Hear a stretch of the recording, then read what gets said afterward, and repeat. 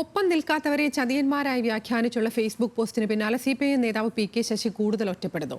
PK ശശിയുടെ പരോക്ഷ വിമർശനത്തിന് മണ്ണാർക്കാട്ടെ പ്രാദേശിക നേതാക്കൾ ഒരുമിച്ചാണ് തിരിച്ചടിച്ചത്.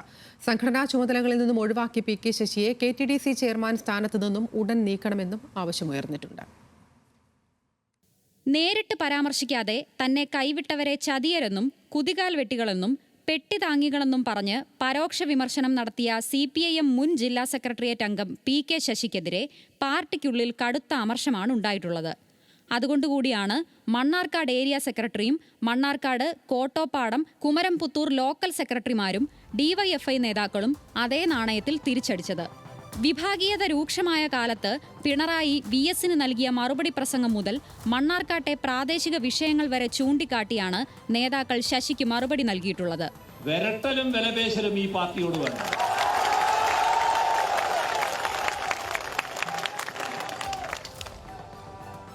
വിരട്ടലിനും വിലപേശലിനും ഒന്നും വഴങ്ങിക്കൊടുക്കുന്നതല്ല ഈ പാർട്ടി. എത്രയോ അനുഭവങ്ങൾ നമ്മുടെ മുന്നിലുണ്ട്. പാർട്ടിയിൽ നടത്തിയ ക്രമക്കേടുകളുടെ പേരിലാണ് PK ശശിക്കെതിരെ അച്ചടക്ക നടപടി എടുത്തത്. ജില്ലാ സെക്രട്ടേറിയറ്റിൽ നിന്നും ബ്രാഞ്ചിലേക്ക് തരം താഴ്ത്തിയ ശശിയെ CITU ജില്ലാ പ്രസിഡന്റ് സ്ഥാനത്ത് നിന്നും മാറ്റിയിരുന്നു.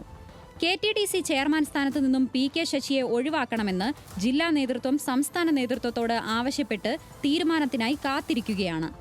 ഇതിനിടെയാണ് ശശിയെ കൈവിട്ട് പാർട്ടി നേതൃത്വത്തിനൊപ്പം നിന്നവരെ പരോക്ഷമായി പരിഹസിച്ചുള്ള ശശിയുടെ പോസ്റ്റ് വന്നത്. ഇതോടെ PK ശശി കൂടുതൽ ഒറ്റപ്പെട്ടു. PK ശശിയെ KTDC ചെയർമാൻ സ്ഥാനത്ത് നിന്നും ഉടൻ നീക്കണമെന്ന ആവശ്യവും ഇതോടെ ശക്തമായി. ന്യൂസ് മലയാളം, പാലക്കാട്.